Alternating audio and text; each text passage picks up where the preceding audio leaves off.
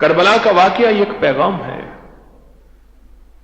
کہ اللہ اس کے رسول کی چاہتے نہیں ٹوٹی.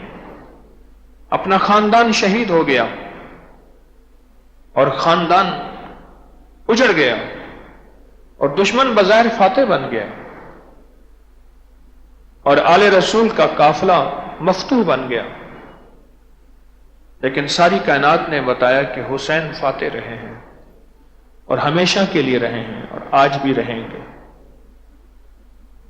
اور حسین کبھی مفتوح نہیں ہوئے، زیر نہیں ہوئے، ہمیشہ زبر رہے ہیں.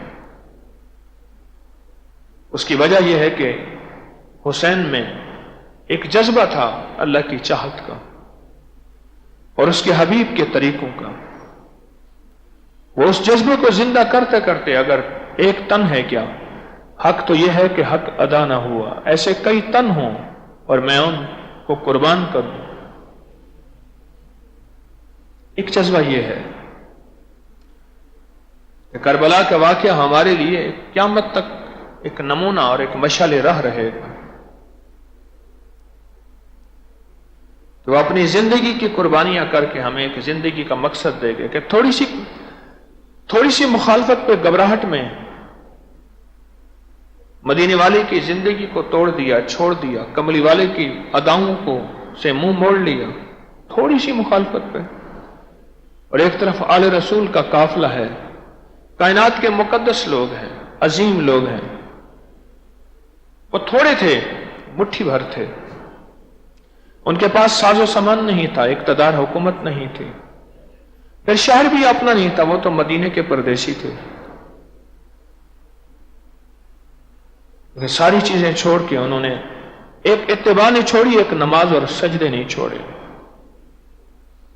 عصر کی نماز کا اگر وقت آیا ہے تو انہوں نے عصر کے سجدے ادا کیے ہیں، چاہے سجدے میں سر تن سے جدا ہو گیا ہے. اور آنے والے حسینیوں کو جو حسین کو ماننے والے ہیں ایک سبق دے گئے کہ خیال کرنا، سجدوں کا خیال کرنا اور اللہ کی توحید کا خیال کرنا اور رسالت کا خیال کرنا. اپنی چاہت کو لے کر چلنا، زندگی گزر جائے گی،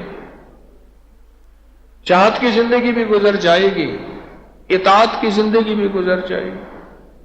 ایک چاہت کی زندگی ہے کہ میرے من کی کیا چاہت ہے، ایک اطاعت کی زندگی ہے کہ میرے اللہ اس کے رسول کی کیا چاہت ہے، کملی والے کی کیا چاہت ہے.